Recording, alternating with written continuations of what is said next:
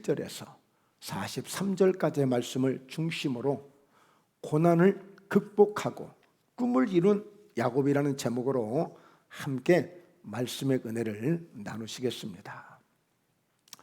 사실 고난을 극복하고 꿈을 이룬다는 것은 쉽지 않은 일이에요. 이 고난을 겪다 보면, 고통을, 어떤 환난을 겪다 보면 참 힘듭니다. 때로는 두렵기도 해요. 이대로 내 인생이 끝나는 건 아닌지, 이대로 내 사업은 끝나는 것이 아닌지, 미래가 불확실해요. 염려가 됩니다. 그래서 잠을 못 이루기도 하고, 그래서 또 때로는 밤낮이 식욕을 잃기도 하고, 우울해지기도 하고, 영 삶에 재미가 없이 무엇인가 늘 눌려있는 것 같고, 무엇이 나를 자꾸만 공격해오는 것 같은 그런 두려움에 휩싸이기도 해요. 그 고난 속에 들어가면 그 고난 속에서 결코 즐거움이 없습니다. 기쁨도 사라지고 웃음도 사라지고, 그럼에도 그 고난을 극복하고 일어설 수 있다? 그렇죠. 내게 주어진 고난이라면 그 고난을 극복해야만 돼요. 그래야 뭔가 가부간에 내가 승리하든지 죽든지 뭐가 결과가 있을 거 아니에요. 그래서 중요한 것은 그 고난 속에서 고난을 극복할 수 있는 그런 하나님의 도움을 받고 주님의 도움을 받으면 어떤 고난이 있을지라도 그 고난을 극복하게 되는 줄로 믿습니다. 네, 고난이 결코 쉬운 일이 아니에요.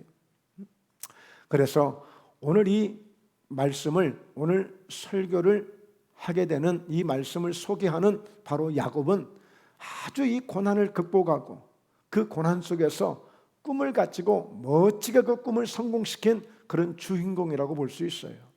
예, 그런 점에서 오늘 야곱이라는 사람을 소개함으로 야곱이 그 고난 속에서 그 고난을 극복하고 큰 꿈을 이루었던 그런 성공적인, 하나님이 함께 해주신 그 야곱을 통해서 은혜를 많이 받으시고 힘을 많이 얻으시고 능력을 많이 얻으시고, 어째서 화면이 출장 가고 이렇게 안 나오는지 모르겠어요. 자, 한 번에 아멘으로 끝을 내십시다.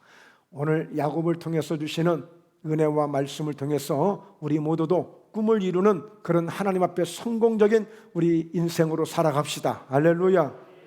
네, 감사합니다. 자, 그렇다면 첫째 말씀을 보면 어떤 이 야곱이 어떤 고난을 만나냐면 갑자기 가족을 떠나야 하는 고난을 만나요.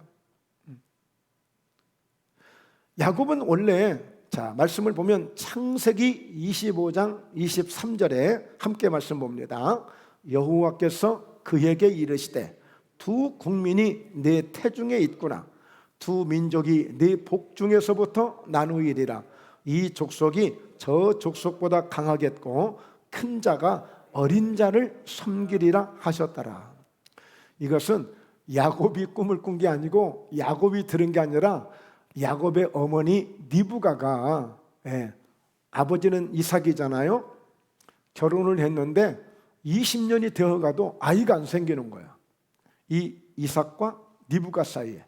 그러니까 이 리브가가 얼마나 기도를 많이 하겠어요. 아이를 갖고 싶은 사람은 물론 남편도 마찬가지지만 그 아내는 더 막 그냥 아주 막 몸살이 나는 거야. 몸살이 나. 이 아이를 갖고 싶었어. 아이를 가지면 힘들고 고난이 온다는 사실을 알지만 그 아이를 갖고 싶은 거야. 한나가 그랬잖아. 한나가 마찬가지로 이 리브가가 마음도 착하고 그렇게 며느리로서, 아내로서, 또 여인으로서 정말 흠잡을 데가 없는 사람인데 아이가 생기지 않는 거야. 그래서 간절히 기도를 해요. 그런데 누가 더 기도를 많이 하냐면 사실은 이삭이 더 기도를 많이 했다고 그래요. 성경은. 이삭이 더 기도를 많이 했어. 이 아내가 너무 이쁜데 이 아내가 아이를 갖지 못하니까 다 내 탓 같아. 그래서 이삭이 기도를 많이 했는데 마침내 응답을 누구에게 주시느냐? 이 리브가에게 딱 응답을 이제 주셨어요. 이제 바로 잉태가 되어진 거죠. 그런데 이 잉태된 것이 이게 심상치가 않아. 그냥 남들 갖는 아이를 가지면 남들이 볼 때는 그냥 뭐 별로 고생하지 않고 아이를 잘 낳는다고 생각을 했는데 막상 아이를 가져보니까요, 너무너무 힘든 거예요. 왜? 하루를 가만두지 않아. 막 뱃속이 막 요동을 치는 거야. 막 요동을 쳐. 알고 봤더니 쌍둥이를 잉태한 거야. 쌍둥이를. 그랬더니 이 쌍둥이들이 이 보통 쌍둥이가 아니야. 뱃속에서부터 서로 싸웠다는 거야. 싸웠어. 그런데 싸우는데 그냥 싸우는 게 아니라 딱 하나님이 응답을 주시는데 두 국민이 싸우고 있다는 거예요. 두 국민이. 두 국민이. 그런데 두 민족이 네 복 중에서부터 나누이리라 그랬어요. 이것은 우리 예수 믿는 사람들만이 이해할 수 있고 말할 수 있는 내용이에요. 이미 아이를 가진 그 아이 가운데 하나님은 그들의 인생을 딱 결정해 놓으세요. 두 아이를 한 형제로 보지 않고 두 국민으로 보고 있는 거예요. 그러면서 서로 두 국민이 서로 싸운다는 거예요. 왜? 우두머리가 되고 싶어서, 강한 나라가 되고 싶어서, 더 큰 나라가 되고 싶어서. 그런데 어떻게 응답을 주셨어요? 자, 이 족속이 저 족속보다 강하겠다. 자, 그런데 큰 자가 어린 자를 섬기리라. 자, 뱃속에 있어요. 누가 먼저 나올지는 몰라요, 지금 현재. 그런데 분명한 것은 큰 자가 어린 자를 섬기리라고 했어요. 태어나고 보니까 형이 에서가 됐고 야곱은 동생이 됐어요. 그러면 하나님 주신 말씀대로라면 큰 자가, 에서가 동생 야곱을 섬기는 자가 되지 않겠어요? 자, 그러면 이 야곱은 이제 이 꿈이 이루어지기만을 기다리고 있는 거야. 그래, 큰 자가 작은 자를 섬기리라고 했으니까 그래, 형이 나를 어떻게 섬기는지 한번 두고 보자 하고 이렇게 성장을 하고 있어요, 이제. 그리고 그 부모들도 그의 어머니도 지켜보고 있는 거예요. 그런데 흐름은 그렇게 가지 않고 있어요. 흐름은 그렇게 가지 않고 있어요. 자, 그래서 이 야곱은 아버지로부터 어떤 이제 은혜를 입게 되느냐면, 아버지가 이제 나이가 많아서 눈이 어둡고 이제 곧 죽음을 앞두고 있을 찰나에 바로 아버지가 에서에게 사냥을 가서 맛있는 사냥을 잘해서 맛있는 음식을 내게 대접을 하면 내가 마지막 너 장자로서 내가 하늘의 모든 복을 내가 평생 살면서 받았던 이 복을 내가 너에게 다 물려줄게. 하늘의 복을 또 이 땅에 주신 이 모든 복을 장자인 너에게 다 복을 줄 테니까 빨리 가서 사냥을 해서 음식을 잘 대접해서 준비해 와라. 이 소리를 누가 들었느냐? 어머니 니브가가 들었어. 근데 이 니브가는 어때요? 자기가 들은 말씀이 있으니까 사실은 큰아들도 사랑하지만 그러나 반드시 말씀대로라면 큰 자가 작은 자를 섬기니까 이 작은 자에게 관심이 많았어요. 야곱에게 관심이 많았어요. 아마 우리 부모님들도 겉으로 표현은 다 안 하지만 관심을 조금 더 갖는 자녀들이 없지 않아 있을 거예요. 지금 이 야곱의 엄마가 그랬단 말이에요. 왜? 하나님께 직접 말씀을 들었으니까. 그런데 보니까 이 모든 축복이 큰아들에게 다 가게 생겼어. 그래서 야곱을 불러다가 야, 여차저차 하니까 내가 시키는 대로만 해. 그래서 사실은 야곱에게 다 준비를 해서 야곱에게 주고 야곱이 가서 아버지를 대접하고 야곱이 아버지로부터 복을 받아요. 그런데 문제는 뭐냐? 형인 것처럼 하고 가서 아버지를 속인 거예요, 사실은. 나 야곱이에요, 둘째예요, 이게 아니라 저 예서입니다. 아버지 이렇게 사냥을 잘해서 맛있는 음식을 대접했습니다 하고 사실 거짓말을 하거든요. 근데 어쨌든 간에 아버지에게 큰 축복을 받아요. 예서가 왔어요. 사냥을 해서 아버지 준비해 왔어요. 너 누구냐? 저 예서인데요. 그러냐? 나 이미 다 맛있게 먹고 내가 축복해줄 축복을 다 주었는데 어쩌면 좋냐? 그랬더니 예서가 자기 동생 야곱이 벌써 딱 이 녀석이 장난친 것을 알게 된 거예요. 그러면 아버지 남겨준 복은 없습니까? 하나도 없는데 내가 다 진해까지 쏟아서 다 부어주었다. 그러니까 이때에 이 예서가 화가 나가지고 이제 야곱을 죽이겠다는 거예요. 자, 말씀 이어서 보죠. 자, 창세기 21장 41절에 보면 그의 아버지가 야곱에게 축복한 그 축복으로 말미암아 에서가 야곱을 미워하여 심중에 이르기를 아버지를 곡할 때가 가까웠은즉 내가 내 아우 야곱을 죽이리라. 자, 42절에 맏아들 에서의 이 말이 리브가에게 들리매 이에 사람을 보내어 작은 아들 야곱을 불러 그에게 이르되 네 형 에서가 너를 죽여 그 한을 풀려 하니 내 아들아 내 말을 따라 일어나 하란으로 가서 내 오라버니 라반에게로 피신하여 내 형의 노가 풀리기까지 몇 날 동안 그와 함께 거주하라. 네 형의 분노가 풀려 네가 자기에게 행한 것을 잊어버리거든 내가 곧 사람을 보내어 너를 거기서 불러오리라. 어찌 하루에 너희 둘을 이르랴. 어머니 리브가가 보니까 아들 둘을 한날에 다 잃게 생겼어요. 그 둘째를 살인하겠다는 거, 죽이겠다는 거예요. 그러니 어떻게? 그래서 야곱은 어쩔 수 없이 정말 갑자기 생각지도 않는 가족과 생이별을 해야 됩니다.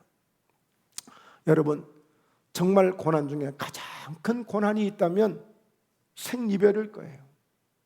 어제 저는 아페도에 계시는 목사님 한 분이 올해 60이 되셨는데 그만 소천하셨다는 부고를 받았어요.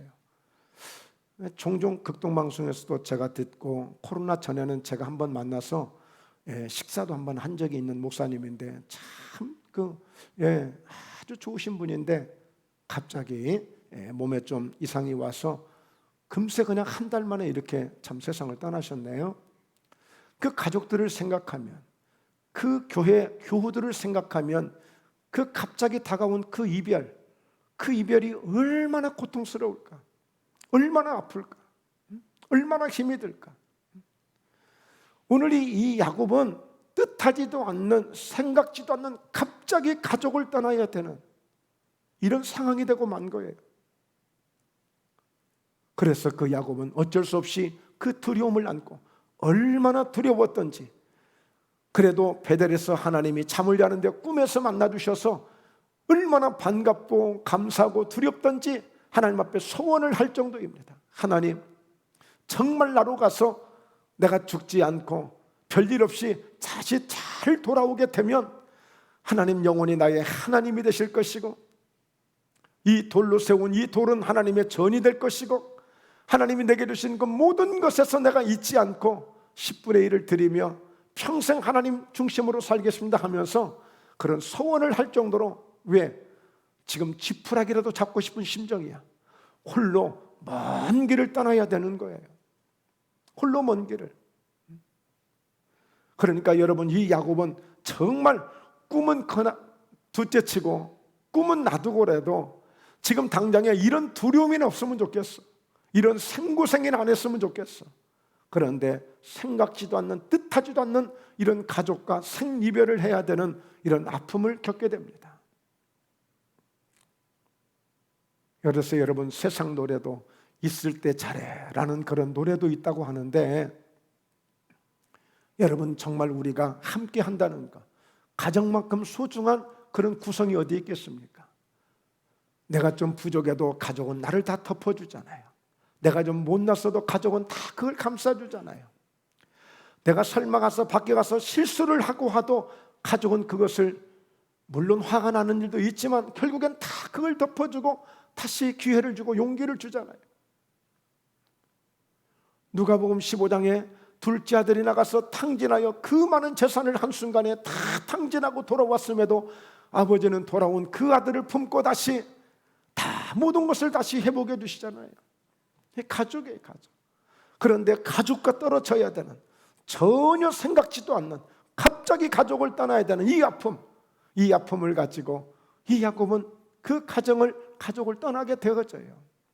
여러분, 하나님은 때로는 그 꿈을 이루시기 위해서는 냉정한 방법을 쓰시기도 합니다. 아주 냉철한 방법을 쓰시기도 해요. 그래서 이미 하나님은 아담과 하하를 통해서 남녀가 함께 만나서 부모를 떠나 함께 만나서 한 가정을 이루라는 거예요. 성경의 법칙은, 하늘의 법칙은, 하나님의 법칙은 반드시 태어나면 떠나야 되는 이 법칙이 기다리고 있어요. 이 법칙이 있어요. 그러나 막상 겪는 우리는 그걸 쉽게 적응하기가 쉽지 않아요. 떠난다는 것이. 아니, 군대 가는 것 가서 1년 있다 올 거예요. 2년 있다 올 거예요. 그런데도 그게 참 힘들고 어렵잖아요. 예, 그게 힘들고 어려운 거예요. 그래서 결국에 이 야곱은 홀로 떠나게 되어지면서 그 과정 가운데 베델이라는 곳에서 하나님을 만나고 떠나갑니다. 그래서 이제 그나마 좀 힘을 얻고 이제 꿈을 갖게 된 거예요. 야, 하나님이 나 같은 사람 만나 주셨구나. 내가 떠나가는 것이 이게 내 생각이 아니고 우연한 것이 아니고 하나님의 어떤 계획이 있을 수도 있겠구나 하고 뭔가 꿈을 갖고 출발을 했어요. 자, 그런데 가서 보니까 두 번째, 자, 넘겨서 보면 어떤 고난에 부딪히느냐? 현실적인 고난에 부딪히는 거야. 현실적인 고난에. 자, 왜냐하면 자, 창세기 31장 6절에 보면요, 말씀 함께 크게 읽습니다. 보세요. 그대들도 알거니와 내가 힘을 다하여 그대들의 아버지를 섬겼거늘 그대들의 아버지가 나를 속여 품삯을 10번이나 변경하였느니라. 그러나 하나님이 그를 막으사 나를 해치지 못하게 하셨으며. 여러분, 이 야곱이 간 곳은 다름 아닌 외갓집이야. 외갓집. 예삼촌을 만났어요. 그런데 예삼촌이 세상에 조카를 데리고 있으면서 10번이나 품삯을 변경하면서 어떻게 하든지 안 주려고 해. 어떻게 하든지. 여러분, 가끔은 외국인들이 우리나라에 많이 와 있잖아요. 그 외국인들을 데리고 딱 여권을, 도망간다고 여권을 딱 압수해 놓고 불법으로 온 친구들도 있잖아요. 그리고 그걸 가지고 여러 가지 갑질을 하는 거야. 막 겁박을 하기도 하고, 너 신고해서 너 다시 쫓겨나게 만들 거야 하면서 품삯을 제대로 주지 않는 그런 일이 이제 지금은 뭐 많이 없겠지만, 그런데 종종 그런 뉴스가 있었단 말이에요. 그렇듯이 세상에 남도 아니고 예삼촌이 자기 조카가 지금 14년 동안을 자기 집에서 모슴처럼 종처럼 일을 해주고 있는데 주겠다 하면서 10번이나 이 변경을 하면서 주지 않는 거예요. 이유를 달고 조건을 달아서. 그러니 이 야곱이 얼마나 고통스럽겠어요. 이 현실적인 고난입니다.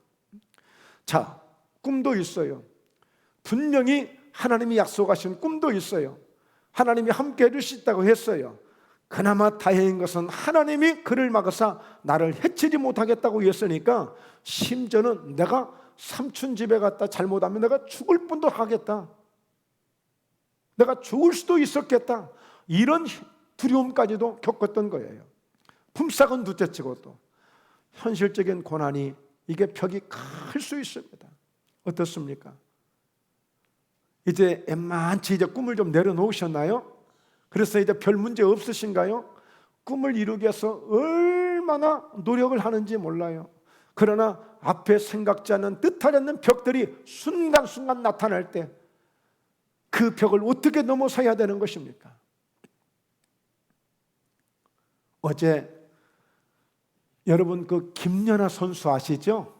스케이트를 타면서 막 묘기를 부리면서 그것을 피겨 스케이트라고 하는데, 이번에 저희 대한민국이 세계 대회를 하는데 여자도 은메달을 따고 남자도 은메달을 땄어요.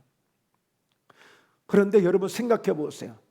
우리나라에서 최고의 탑만대도, 아니 이 목포 지역에서만 탑만대도 대단하게 유명한 사람이야. 더군다나 국가대표만 되는 것만 해도 대단한 거야.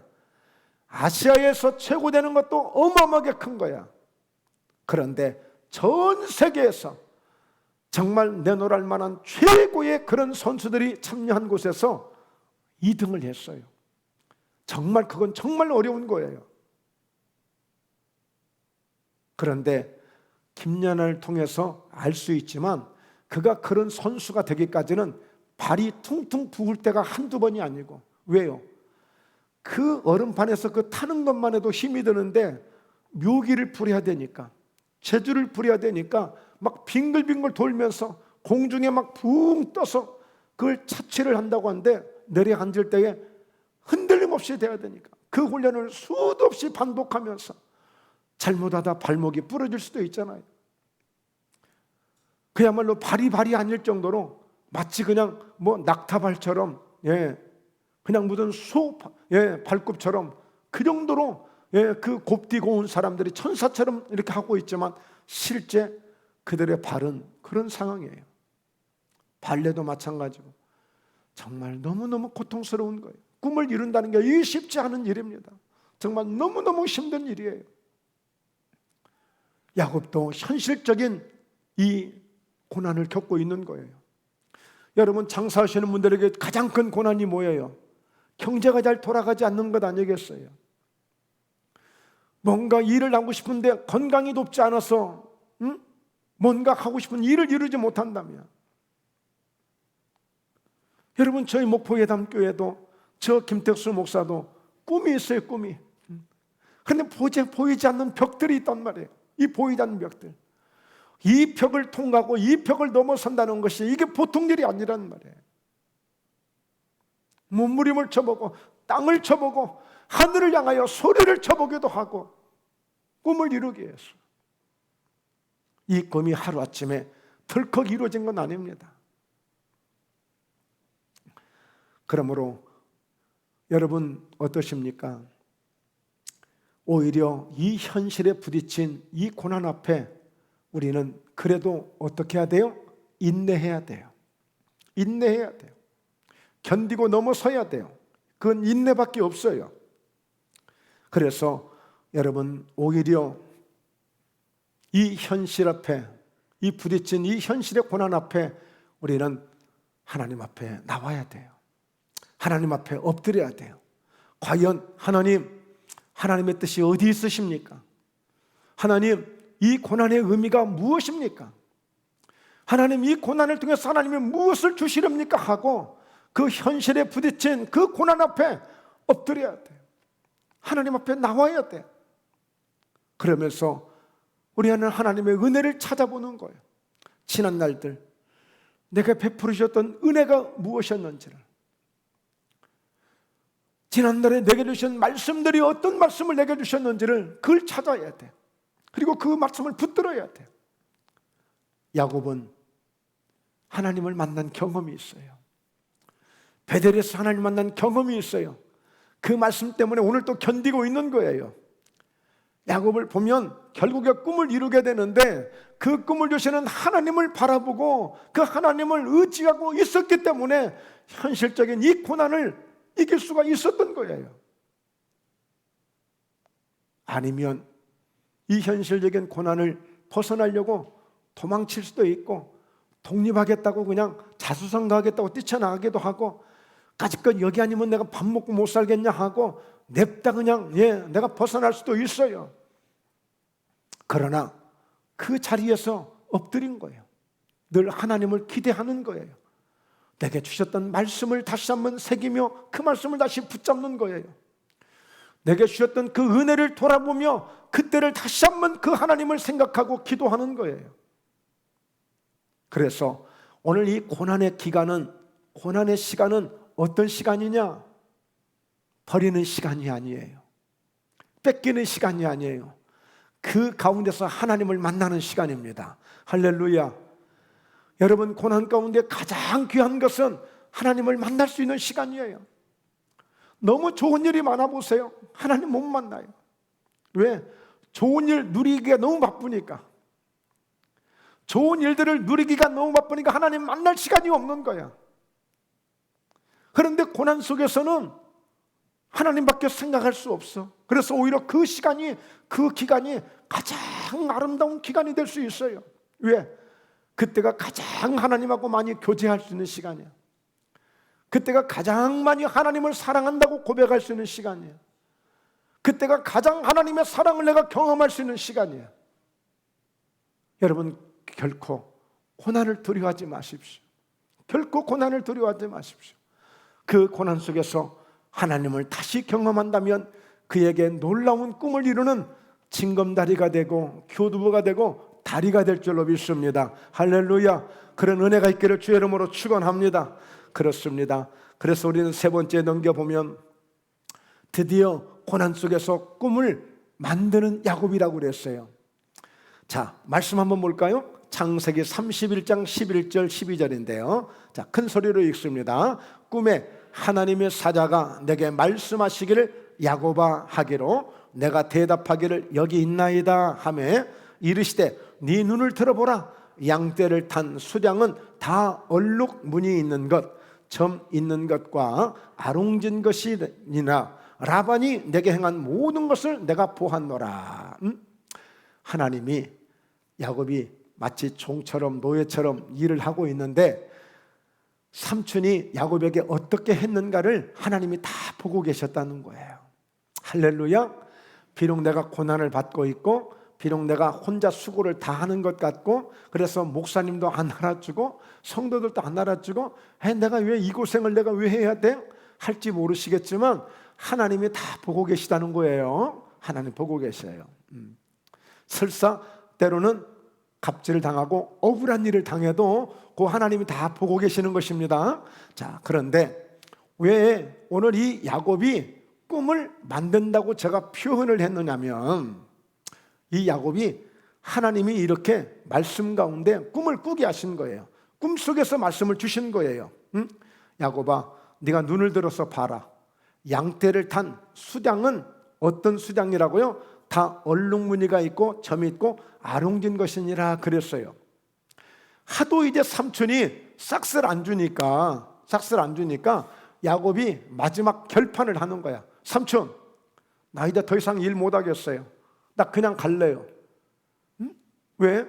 아니 10번이나 이렇게 거짓말을 하고 품삯도 안 주는데 내가 더 이상 어떻게 일하겠습니까? 나 그랬더니 삼촌이 내가 월급 줄게. 그러면 이번에 저하고 정식으로 계약합시다 하고 야곱이 제안을 해요. 야곱이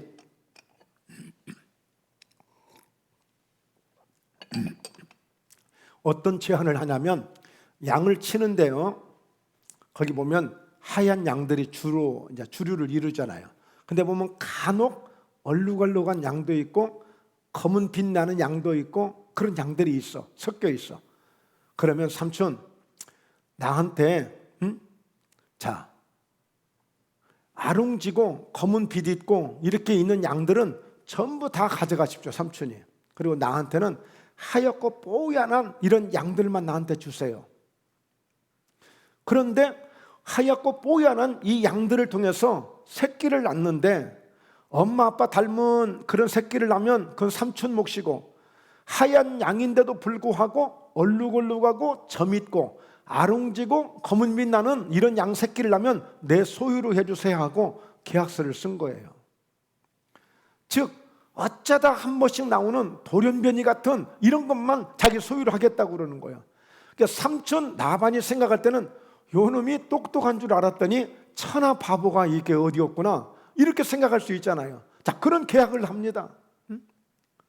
왜 그런 계약을 했어요? 야곱은 이미 하나님이 주신 꿈이 있어. 꿈을 꿨는데 분명히 하얀 양을 말하자면 양들이 그런 관계를 통해서 새끼를 매는데 보니까 다 얼룩얼룩하고 점 있는 그런 숫것들이 그렇게 하더라는 거예요. 그러니까 야곱은 이제 드디어 이 꿈을 하나님께 받았어. 이제 이 꿈을 받은 사람이에요. 꿈을 꾼 사람이에요. 그러면 이제 앞으로 하는 건 뭐예요? 이제 꿈을 만드는 거야. 그거를 실제 실행을 하는 거예요. 야곱이. 자, 그래서 오늘 그 말씀을 제가 소개하겠습니다. 어떻게 이 꿈을 만들어 가는지를. 여러분, 이 말씀은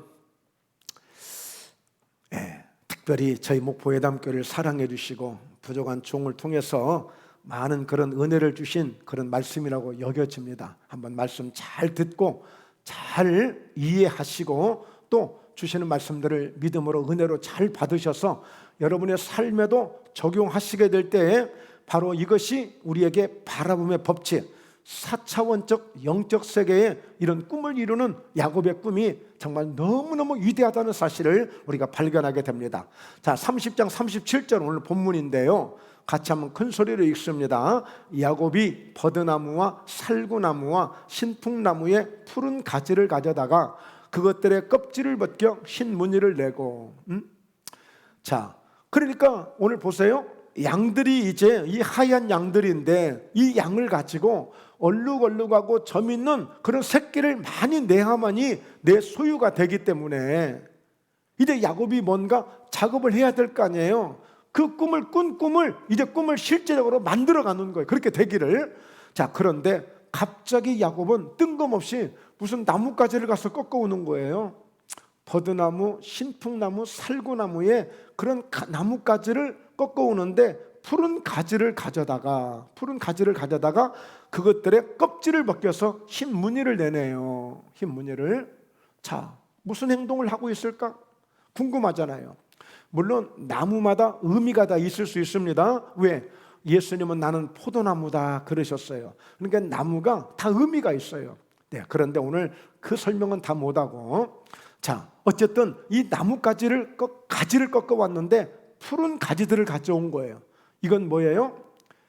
어디저기서 그냥 주워온 가지가 아니고 말라빠진 그런 가지를 가져온 게 아니라 푸른 가지를 가져왔다는 것은 지금 살아있다는 증거예요.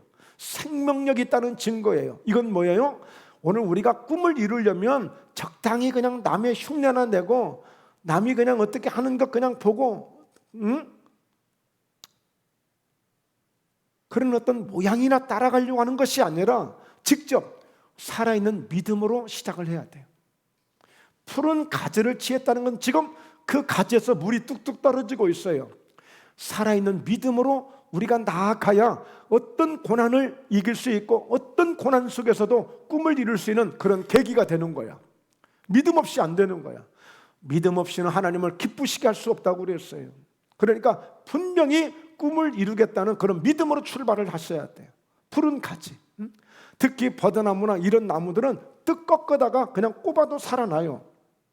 그렇게 생명력이 있어요. 말라빠진 그런 믿음 가지고는 아무것도 할 수가 없어요. 그리고 그 푸른 가지를 가져다 어떻게 했어요? 그것들의 껍질을 벗겼다고 그랬어요.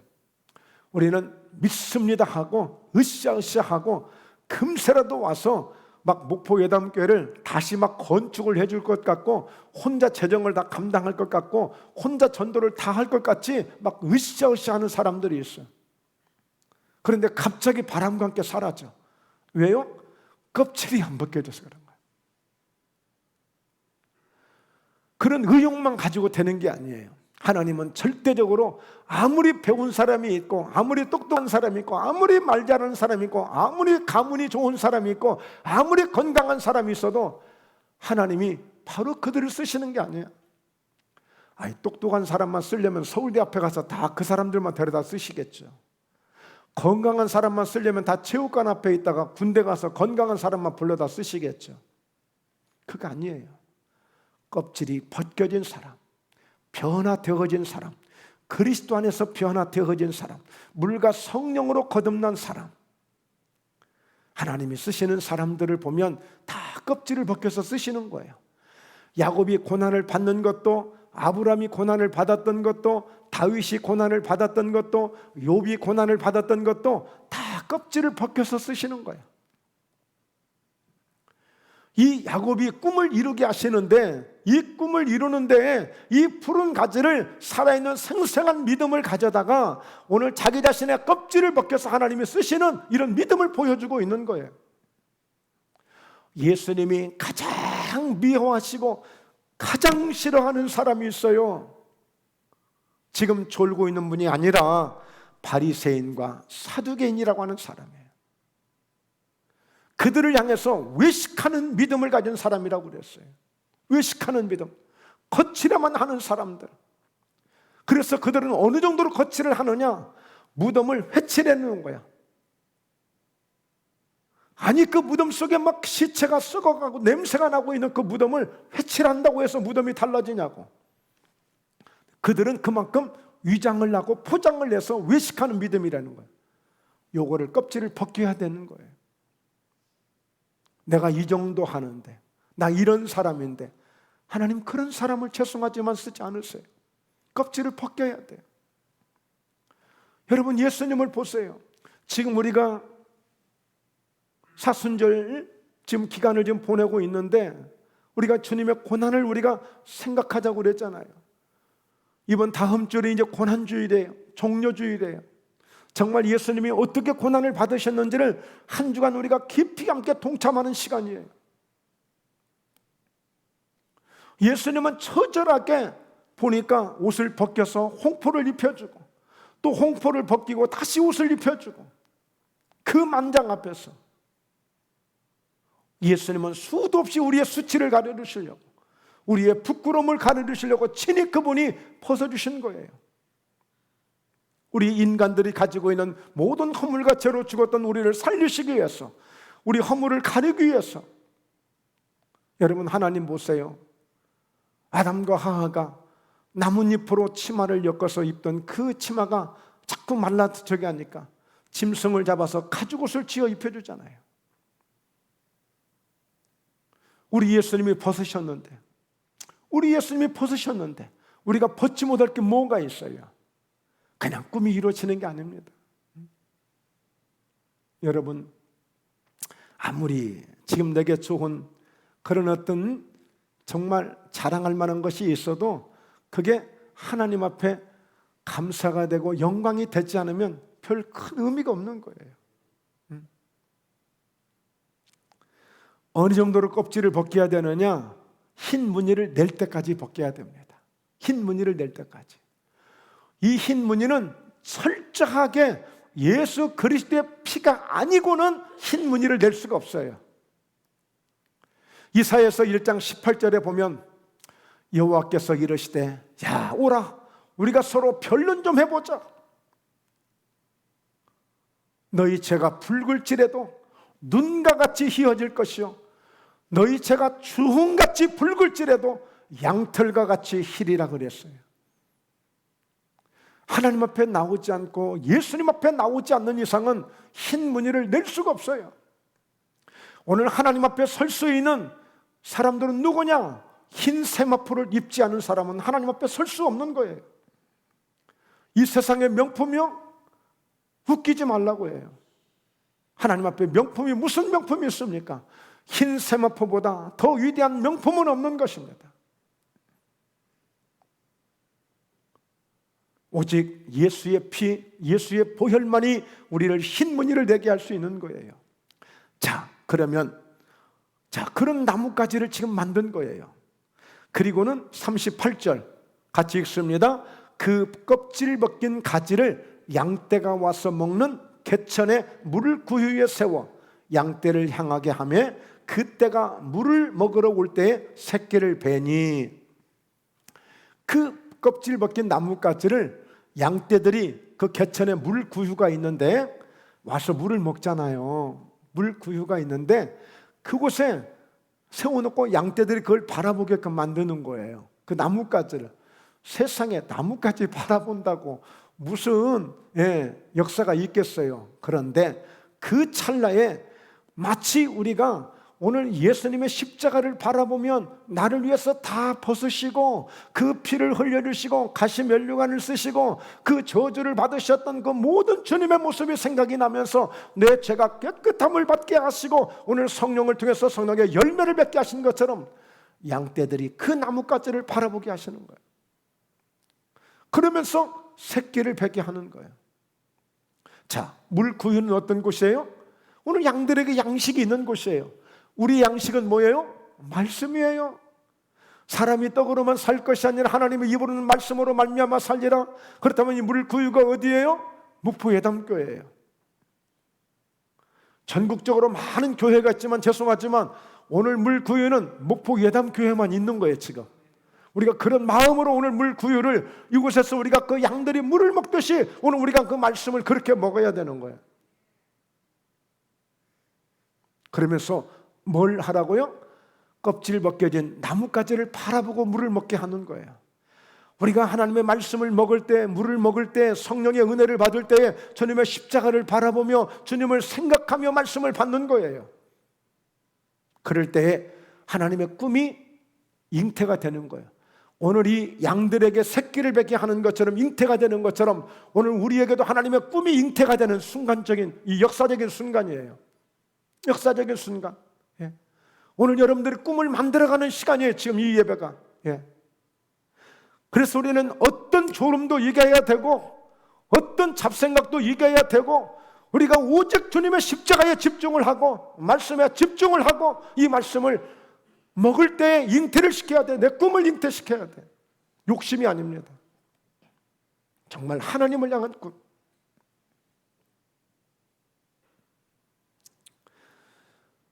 그러니까 자 39절에 보면 가지 앞에서 새끼를 뱀으로 얼룩얼룩한 것과 점이 있고 아롱진 것을 낳게 된 거야. 정말 이거는 기적입니다. 기적. 이건 정말 대단한 기적이에요. 자, 그리고 40절에 보니까 야곱이 새끼 양을 구분하고 얼룩무늬와 검은 빌이 있는 것을 라반의 양과 서로 마주보게 하며 자기 양을 따로 두고, 자 41절에 자, 그런데 더 놀라운 사실은 뭐냐면 튼튼한 양이 새끼 뵐 때에는 야곱이 개천에다가 양떼 눈앞에 그 가지를 두어 양이 그 가지 곁에서 새끼를 베게 하고, 약한 양이면 그 가지를 싹 치워놔요. 가지를, 나뭇가지를 치워놔. 그러면 무슨 새끼를 낳아요? 하얗고 뽀얀 그 양을 낳는 거야. 그러면 그 나만의 것이 돼. 그러니까 튼튼한 것이 올 때는 나뭇가지를 세워놓고, 약한 양들, 비실비실한 좀 믿음이 떨어진 이런 양들이 오면은 나뭇가지를 싹 치워놓는 거야.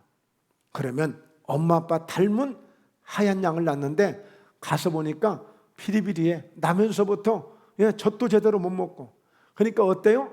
나중에 이 약한 양 한 마리 키우는 게 건강한 양 100마리 키우기보다 더 힘들어. 그러니까 나중에요 막 라반도 열받고 그의 아들들이 열받아 가지고요 나중에 야곱한테 막 따져요. 우리 아버지가 다 훔쳐갔다고 막. 예. 이렇게 대듭니다 나중에. 그런데 야곱은 이 법칙을 통해서 6년 동안에, 자 43절, 자 43절 다시 한번 읽습니다. 약한 양이면 그 가지를 두지 않으니 그렇게 함으로 약한 것은 라반의 것이 되고 튼튼한 것은 야곱의 것이 된지라. 네, 이어서 계속 말씀 보면요 이 야곱이 이걸 통해서 크게 부자가 됐다고 말씀하고 있어요. 그러니까 지금까지 14년 동안 10번이나 품삯을 변경해 가면서 어떻게 하든지 부려먹고 일시켰던 그 삼촌은 적당히 넘어가려고 했는데 야곱이 이렇게 하나님의 방법을 통해서 꿈을 꾸어진 그 꿈을 가지고 꿈을 만든 거예요. 꿈을 만들었어요. 꿈을 만들었어요. 자, 그래서 여러분 이제 결론입니다. 오늘 지금 여러분 안에도 어떤 소원이 있느냐는 거예요. 지금 여러분 안에 지금 어떤 꿈을 가지고 있느냐는 거예요.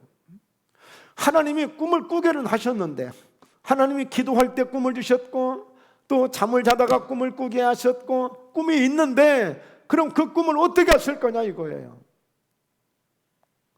제가 엊그제 금요 예배 드리면서 그랬어요. 여러분에게 꿈이, 여러분의 소원이 무엇이냐? 밥 잘 먹고 잠 잘 자고 건강하고 그냥 그렇게 사는 게 그게 꿈이다. 그거는 예수님 안 믿는 사람도 더 잘해. 더 좋은 것 있는데 더 많이 알고 더 즐기는 것 더 많이 즐기고, 우리의 꿈은, 우리의 비전은 한순간이라도 성령을 받으면, 성령의 은혜를 주시면 늙은이에게 꿈을 주신다고 그랬잖아요. 꿈을 주신다고. 그 꿈은 어떤 꿈이에요? 이제 할 수 있는 것, 내가 이제 더 이상 사업을 할 수 없지만 대신 내 자녀들이 잘 되기를, 내가 직접 할 수 있는 게 뭐예요? 꿈이 있다면 이제 기도하는 거죠. 기도를 해서 우리 자녀들이 잘 되게 하고, 기도를 해서 목포회담 교회가 부흥되게 하고, 기도를 해서 목사님의 사역이 풍성하게 하고, 기도를 해서 누군가가 전도되게 하고, 기도를 해서 누군가가 잘 될 수 있도록, 그 꿈이란 말이에요. 꿈. 그런 꿈들을 가져야 된단 말이에요. 그러기 위해서는 어때요? 능력을 받아야 돼. 은혜를 받아야 돼. 그래서 우리의 성령 충만해야 되고 믿음의 역사가 있어야 되고. 여러분, 하나님이 이 야곱에게 완벽하게 역사하시는, 완벽하게 삼촌이 앗소리도 못하게끔 만들어버리잖아요. 뭐 인간적인 방법이 일도 없어. 절대적으로 하나님의 방법대로 이렇게 꿈을 만들어 간 거예요. 그래서 저는 야곱의 꿈을 보통 꿈으로 여기지 않아요. 그래서 이 야곱의 이 꿈을 통해서 따라서 합니다. 바라봄의 법칙. 우리가 무엇을 바라보느냐, 어떻게 바라보느냐, 바라보는 그 바라봄의 그 법칙을 어떻게 생각하느냐, 늘 생각에 붙들려야 되고, 그리고 말로 시인을 해야 되고, 그렇게 행동해야 돼요. 그래서 여러분 기도하실 때 그냥 부흥시켜 주옵소서라고 기도하는 것보다는 항상 바라봄의 법칙을 적용해서 이 성전에 막 영혼들이 가득하게 채워진 모습을 바라보고, 날마다 그 영혼들이 들어온 모습을 바라보며, 오늘도 저는 그 모습으로, 그 믿음으로 그렇게 기도를 했어요. 그러나 실제 바라는 만큼 이루어지지는 않았어요. 그렇다고 포기해요? 인내해야 돼요. 고난을 극복할 수 있어야 돼요. 오늘 야곱이 그 고난을 통과하고 고난을 극복하고 꿈을 이룬 것처럼 우리는 끊임없이 또 도전하고 또 도전하면서 가는 거예요. 여러분의 모든 환경 속에서도 믿음으로 바라보십시오. 자녀들이 잘 되는 모습들을, 늘 건강한 모습들을, 여러분의 사업이 잘 되시는 모습들을 바라보면서 선포하면서 하나님이 역사해 주시는 능력을 힘입고 예수 이름으로 선포하십시오. 오늘 하나님이 역사하시게 될 줄로 믿습니다. 자, 마지막 말씀 한 절 소개하고 말씀을 마치겠어요. 자, 함께 큰 소리로 읽습니다. 너희 안에서 행하시는 이는 하나님이시니 자기의 기쁘신 뜻을 위하여 너희에게 소원을 두고 행하게 하신다. 여러분, 내 혼자라고 생각하지 마시고 내 안에 어떤 생각이 들고 꿈이 주어지고 소원이 생겼다면 이것은 틀림없이 우리가 믿음의 사람들은 하나님이 주셨다고 믿으셔야 돼. 내 안에서 행하시는 분은, 너희로 소원을 두고 행하시는 분은 하나님이 내 안에 계시다는 사실을 믿으셔야 돼. 그리고 그 소원을 붙들고 그 꿈을 붙들고 하나님이 나와 함께 하신다, 하나님이 내게 소원을 주시고 내게 꿈을 주셨다는 믿음을 가지시고 야곱처럼 행동으로 옮길 때 역사가 일어납니다. 하나님이 주신 꿈을 붙들고 그 꿈대로 될 것을 믿고 야곱이 그 꿈을 만들어 갈 때의 역사가 일어난 거예요. 오늘 우리에게 그와 같은 믿음으로 함께 적용하고 나아가실 때 반드시 놀라운 기적이 일어나게 됨을 믿습니다. 할렐루야. 네, 기도합니다. 하나님 아버지, 오늘 큰 꿈을 이룰 수 있도록, 놀라운 하나님의 꿈을 이룰 수 있도록 야곱을 쓰셨던 것처럼 이제 이 시대에 저희 목포괴담교회를 써주심을 믿습니다. 우리 사랑하는 성도님들을 써주심을 믿습니다. 여기에 약한 종과 더불어 우리 모든 성도들이 야곱처럼 하나님의 꿈을 갖고 믿음으로 행동하여, 믿음으로 실천하여, 믿음으로 적용하여 놀라운 우리의 삶을 통하여 하나님의 꿈을 이루어드리고 하나님의 영광을 나타낼 수 있는 그런 놀라운 역사가 되도록 인도하여 주시옵소서. 우리 사랑하는 모든 성도님들 오늘도 영육간의 강건함으로 축복해 주시고 모든 범사에도 형통함으로 축복해 주시고 날마다 믿음 안에서 승리할 수 있는 우리 모두 함께 되도록 복의 복을 더하여 주시옵소서. 감사하신 예수님의 이름으로 기도드리옵나이다. 아멘. 아멘.